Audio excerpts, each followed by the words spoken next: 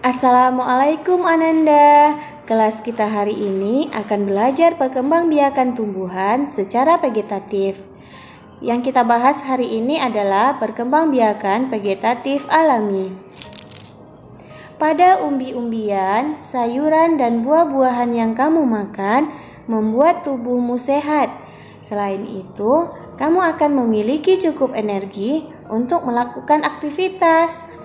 Tetapi, makanan yang kamu makan itu belum cukup. Kamu tetap perlu berolahraga untuk membuat badanmu sehat dan kuat. Tumbuhan selain berkembang biak dengan cara generatif, juga berkembang biak dengan cara vegetatif. Bagaimana perkembangbiakan vegetatif pada tumbuhan?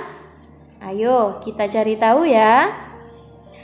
Perkembangbiakan secara vegetatif adalah cara perkembangbiakan suatu makhluk hidup yang terjadi tanpa melalui perkawinan. Makhluk hidup baru tumbuh berasal dari induknya. Perkembangbiakan tumbuhan secara vegetatif dibagi menjadi dua.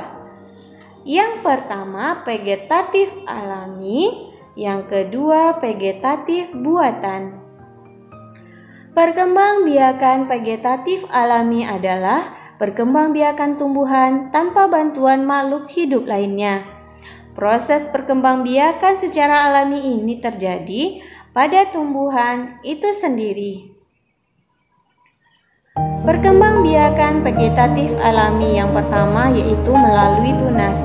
Tunas adalah bagian tanaman yang tumbuh dalam tanah di sekitar induk tumbuhan sehingga membentuk rumput.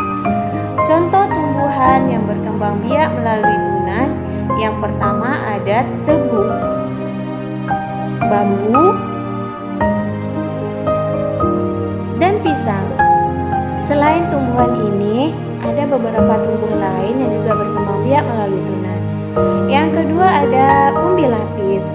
Umbi lapis adalah pelepah daun tipis yang berlapis-lapis pada bagian atas umbi akan tumbuh daun dan bagian bawah tumbuh akar serabut membentuk cakram.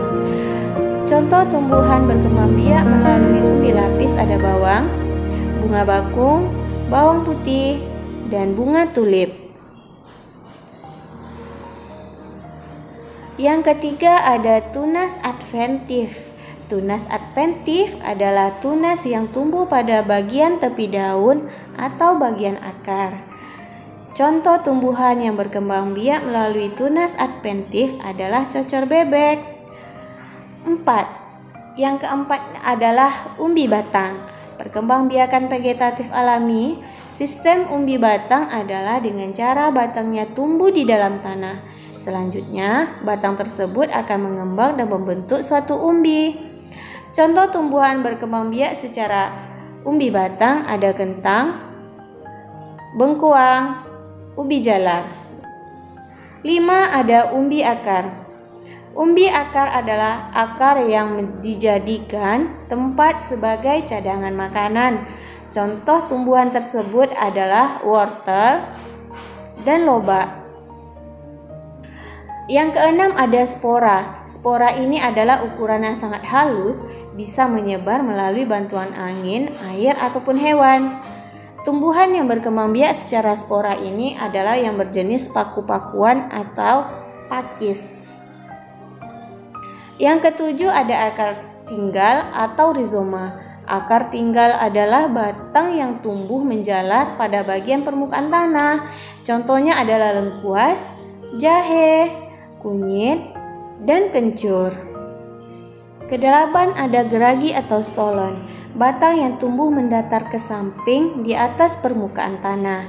Bagian tumbuhan yang menyentuh ke tanah akan tumbuh akar dan menjadi tumbuhan yang baru. Contoh tumbuhan tersebut adalah stroberi. Manfaat dari perkembangbiakan tumbuhan secara vegetatif alami adalah dapat menghasilkan keturunan dengan kualitas yang sama dengan induknya. Proses reproduksinya cepat, dapat menghasilkan tanaman tanpa melalui biji, dan dapat tumbuh dengan lapisan tanah yang dangkal. Itulah tadi materi kita pada hari ini. Semoga semua Ananda bisa memahaminya. Sekarang silakan Ananda amati tumbuhan di sekitar Ananda. Carilah 5 jenis tumbuhan dan tuliskan bagaimana cara perkembangbiakannya.